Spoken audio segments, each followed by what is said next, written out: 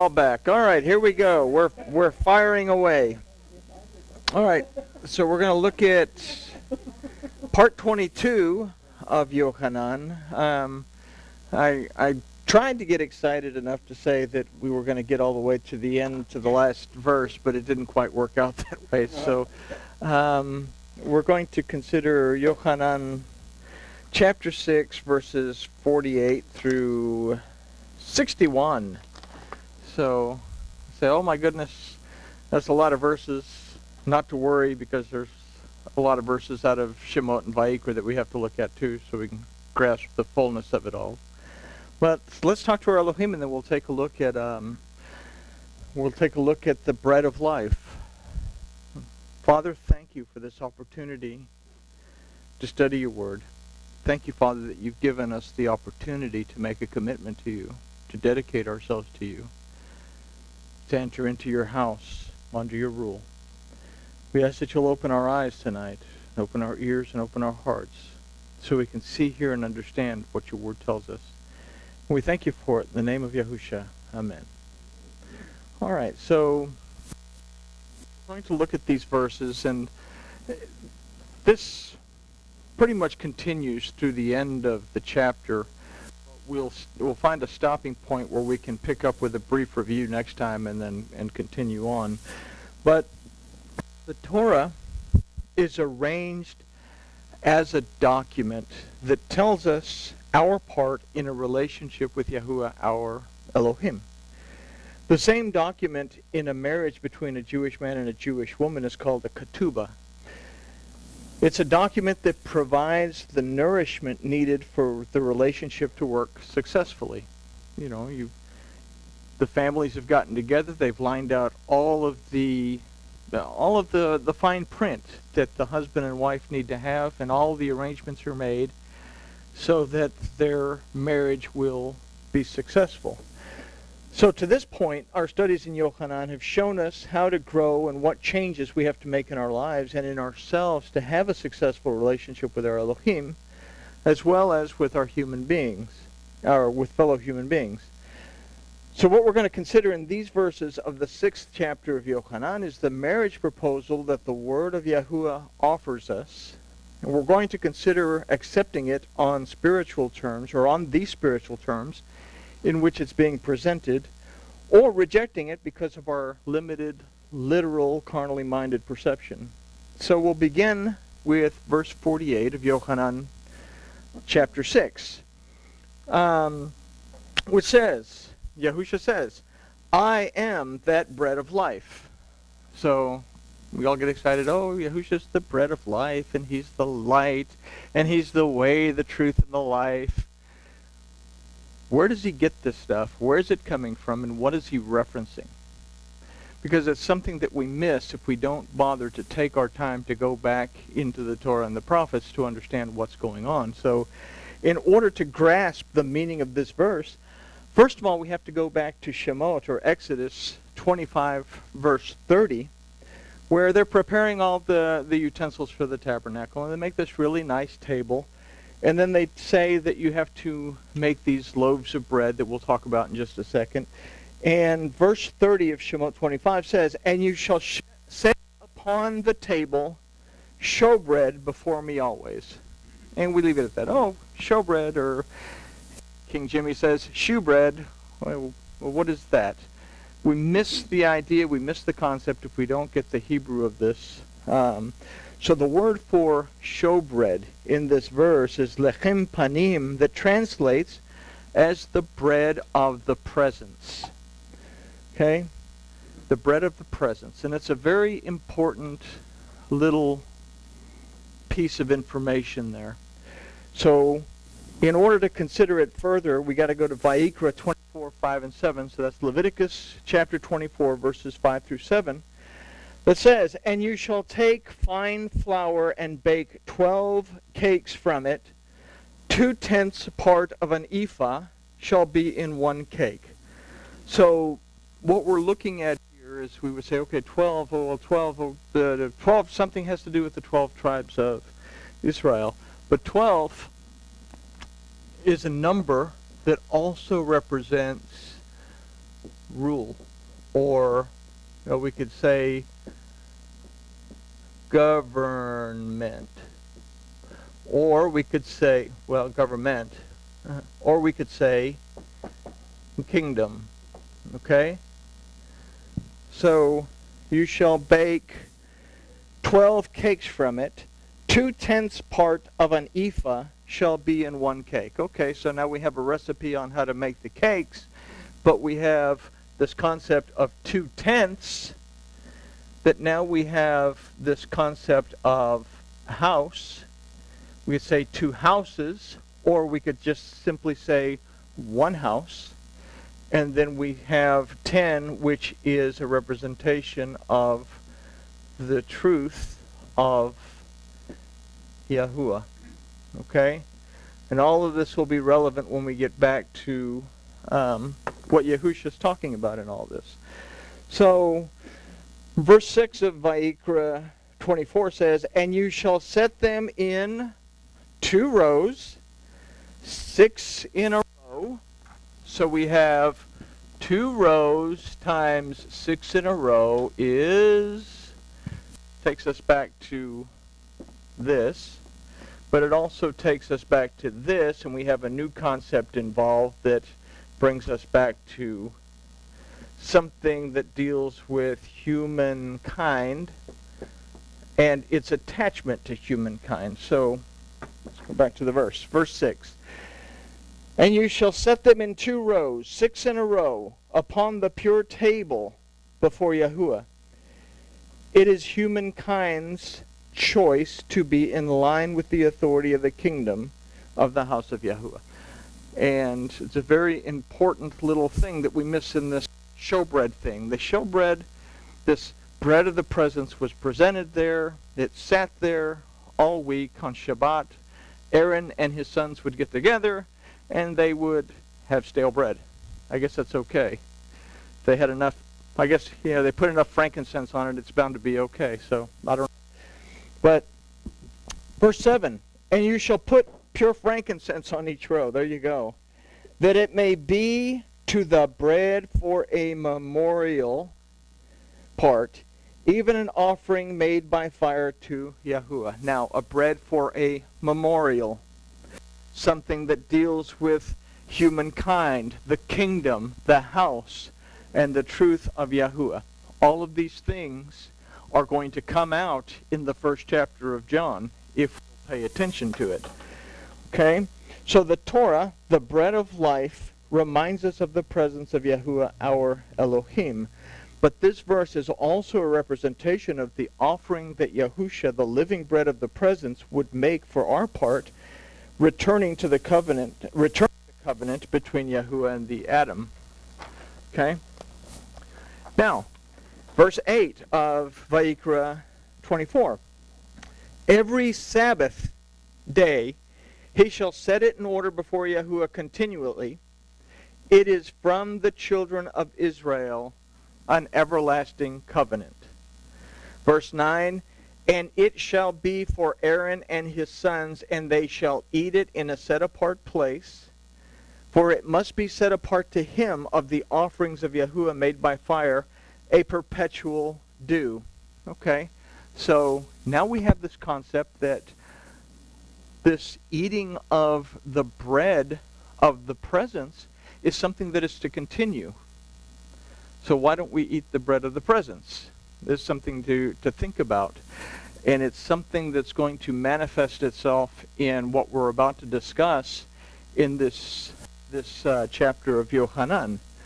So this bread was specially prepared, or a specially prepared bread that was to be eaten in a dedicated place only by Aaron and his sons. This bread represents a connection between the physical and the spiritual realms, and it was in this bread that Aaron and his sons could share a presence with Yahuwah their Elohim. They sat down, they had a meal in a place that was set apart and dedicated to the service of Yahuwah Elohim, and they ate it in the presence of Yahuwah with acknowledging that Yahuwah was present. So they had communion, so to speak, with Elohim one day a week, which is great. This is what we do on Shabbat. we're supposed to stop and have communion. Spend, not communion eating the little wafer thingies and the little cup of wine thingy. That's not communion. That's not what I'm talking about. Communion is the thought of spending that quality time with our Elohim, or joining into a relationship, a special relationship, as we're going to see with our Elohim. So it represents a connection between the physical and the spiritual realms, and it was this bread that Aaron and his sons would eat in the presence of Yahuwah their Elohim. Now the name Aaron means giver or bringer of light. And we've considered that the word for son is ben, that comes from the root bana, that means to be restored and established. So consider that those who are restored and established by the bringer of light are the ones sharing the bread in the presence of Yahuwah Elohim. So this is an important concept for us to understand, because we have to understand that we are, in a sense, still taking in that showbread on the one special time of week, if we look at it from the spiritual point of view that we're going to look at it from. Okay? And this is important that we understand, that that we grasp, that if we're to grasp these verses from, let's back that up. This is important for us to grasp if we're going to understand what Yahusha is talking about in chapter 6. Because we read towards the end of chapter 6 that a lot of people were freaked out by what he said. What do you mean I have to eat your body? Because it's your I can't eat your flesh and drink your blood. That's gross. Cannibalism, is going through everybody's mind. But if they're not aware of what's going on in the Torah, they're not going to understand it. They're going to take it from a literal point of view. The Catholic Church, for example, still states that the little wafer of bread miraculously becomes the flesh of Jesus in the communion, and the wine miraculously becomes his blood, that you're literally drinking the flesh and the blood. But you're missing the whole point. So if we're going to grasp these verses from verse 6, before we go any further, let's take into account Yochanan chapter 1, verses 1, 3, 4, and then 1:14. In the beginning was the Word, and the Word was with Elohim, and the Word was Elohim. So before we consider this verse further, consider also Proverbs 8:22 through 30, where wisdom is speaking. Wisdom pretty much has the entire say in the entire chapter of verse 8. But it says, Yahuwah made me wisdom as the beginning of his way. Yahusha is the way, the first of his works of old. I was set up from everlasting, from the beginning, or ever the earth was. When there was no depths, I was brought forth. When there was no foundations abounding with water. Before the mountains were settled, before the hills was I brought forth. While as yet he had not made the earth or the fields, nor the beginning of the dust of the world. When he established the heavens, I was there. When he set a circle around the face of the deep. When he made firm the skies above. When the fountains of the deep showed their might. When he gave to the sea his decree, that the waters should not transgress his commandment. When he appointed the fountains of the earth. Then was I by him as a nursling, and I was daily all delight, playing before him, playing in his habitable earth, and my delights were with the sons of men. So what we can consider here is that the word and the wisdom of Yahuwah are the same. Because if in the beginning was the Word, and wisdom also existed in the beginning, then we have an understanding that the Word and the wisdom of Yahuwah existed prior to creation, prior to the beginning, so to speak, which is a good deal, because he had to be really, really good at calculus in order to make everything work the way it works. So what we can consider again is the word and the wisdom of Yahuwah are one and the same. We can consider this concept further in Yochanan 1, 2, and 3. The same was in the beginning with Elohim. All things were made by him, and without him was not anything made that was made. So what did wisdom say? It said, I helped him to make all this stuff. And here we say that all things were made by him, the Word, and without him was not anything that was made. So what we can see is that the Word and the wisdom are both the same. They were and are both Elohim. Doesn't mean that they are God by some Greco-Roman definition. It means that they have the authority to judge, rule, redeem, deliver, restore, heal, and bring rest. They represent the authority of Yahuwah. So, the authority of Yahuwah. Where do we see this? Where do we first see this word for created in the Torah? If we go to Bereshit 1, that says, in the beginning Elohim created the heavens and the earth. Great. Elohim created space, time, and matter. Thank you very much. Any questions? Okay. So we know from Yochanan and from Proverbs that both the word and the wisdom of Yahuwah Elohim were present at the beginning. The word for created in this verse of bara, or Torah, is bara, that we'll put in here amongst all these wonderful numbers. Bara. Bara. There we go. Okay? If we take this and break it down into the meanings, every Hebrew letter has a meaning in and of itself. We have this beit that means house, but it also means tabernacle, temple, tent, you get it. Resh means authority. It means headship. And then the the Aleph is always going to be Yahuwah Elohim. So what Elohim? I tell you what, I'm having a great time spelling today. That looks like Elohim, kind of, sort of. All right. So we have this word for bara. It means created. What do we see in this idea of bara? That something, a house, a tabernacle, a temple, something contained the authority of Yahuwah Elohim that brought this creation to be. And if we understand the Hebrew in its entirety from that first verse, we understand that in Bereshit, we talked about this a number of times, and that word Bereshit with its enlarged beit, that even in the Paleo-Hebrew, the beit is higher than the rest of the letters, signifying that something else is there, that it represents the presence of the tabernacle, has the authority of Yahuwah to be a vehicle of sacrifice, to restore a covenant. And that covenant, towards the end, the heavens and the earth, is to reattach the realm of Elohim back to the realm of humankind. And we have this beautifully played out in the entire history of the Torah, where the northern kingdom separates and is brought back. This idea that the kingdoms are restored back to a single kingdom, that the kingdom of Elohim that contain the realm of the Adam are also brought back together. And this is what the whole storyline throughout the Torah is telling us, that Yahuwah Elohim is making a way to restore the connection between the realm of Elohim and the Adam, that was lost through the transgression.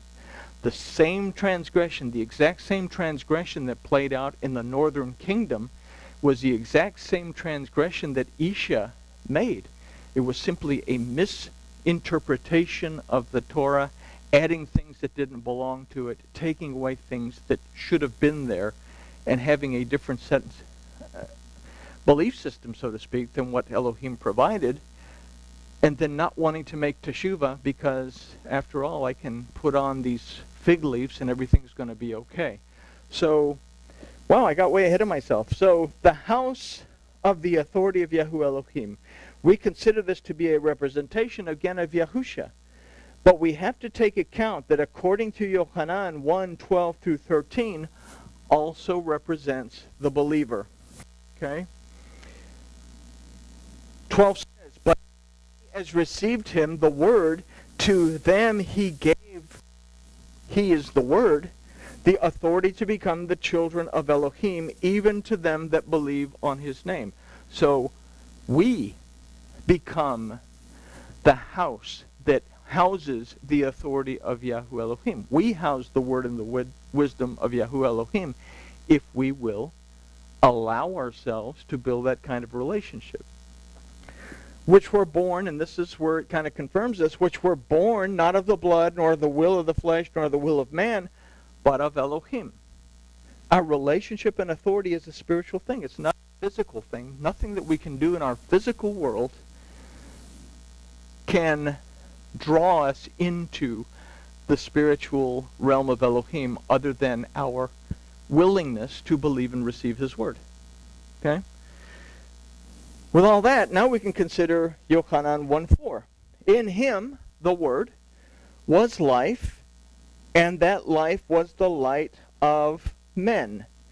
Then Yahusha said, I am the light. But he also said, we read it earlier, I am the way, the truth, and the life. So we have this aspect of truth. We have the idea that he's the way, and now we have this understanding that he's the light that brings life. So all of these things that we read about in these utensils and these funky things that were made for the tabernacle, we see these as representations of Yahusha, who taught us how to have a relationship with our Elohim. What were the utensils for? They were there for us to be able to have a relationship.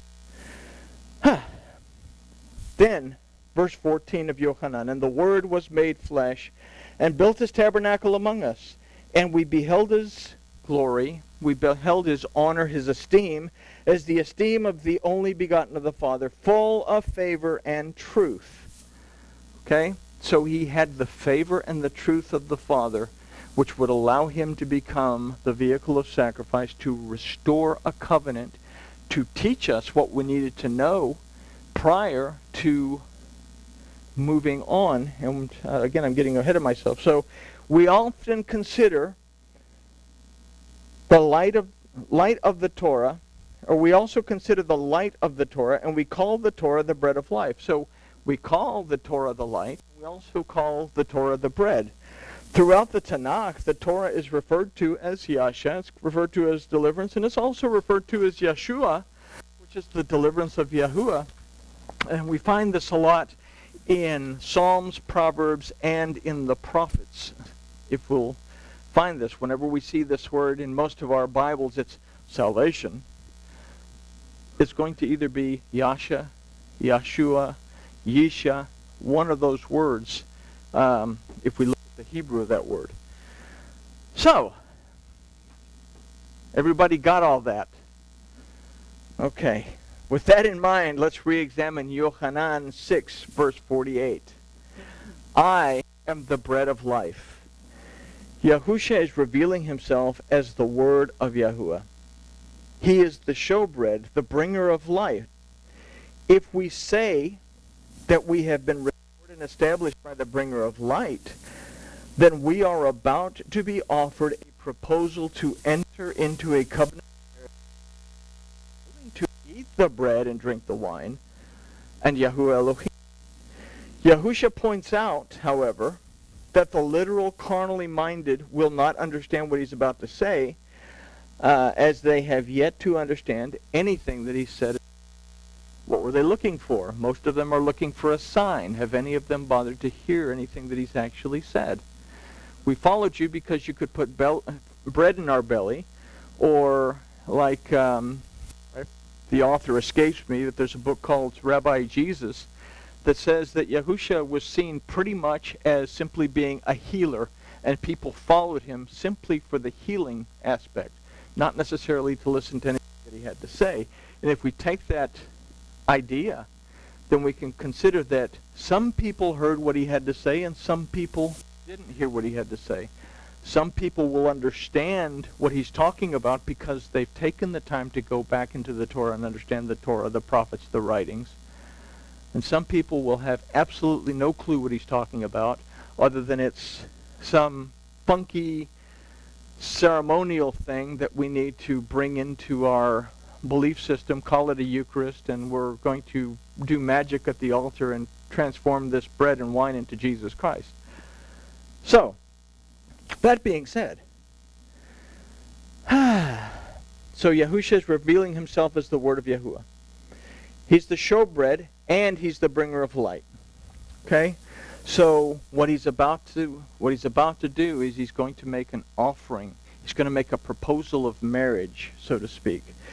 Yahusha points out again, I'm going to just say it one more time, that the literal and carnally minded will not understand what he's talking about or what he's about to say, because they haven't really understood anything that he said, much less what the Torah said. And this is pointed out in verse 49. He says, your fathers did eat manna in the wilderness and are dead. And they're saying, can you bring down manna like Elohim said? I don't think so, even though you fed 5,000 people, fish and bread dinner. We cannot find life in physical things, nor will we find it in our dogma or our traditions. So let's move on to verse 50 and 51. This is the bread which comes down from heaven, that a man may eat of it and not die. I am the living bread which came down from heaven. If any man eats of this bread, he shall live forever. And the bread that I will give is my flesh, which I will give for the life of the world. Now we know that that has kind of a twofold meaning, but let's consider it from strictly a proposal point of view. We have to grasp that what we've considered up to this point, the bread is the word of Yahuwah. Yahusha came and knocked on the bride's door during his lifetime. He explained what it was to live according to the Torah, and that the Torah was not negotiable. Okay? His entire ministry has been equated to what it says in Revelation. I come to the door and knock. If you come and open the door, I will come in and sup with you. Okay? This is a very, very traditional thing in ancient Hebrew culture, that the groom would go to the bride's family and knock on the door. If the bride wanted to accept the groom, then she would go to the door and she would open the door, and the groom and his family would come in, and they would sit down and they would have a cup of wine together, and they would begin to discuss. The bride and the groom would separate, and they'd ask themselves questions. What's your favorite color? Do you like Mexican food? Do you like Italian? I had a couple came in the other day, and she doesn't like Chinese food. I was scandalized. Anyway, back on the subject. So the Torah was not negotiable. He came with the truth and the full authority of Yahuwah Elohim, the Father.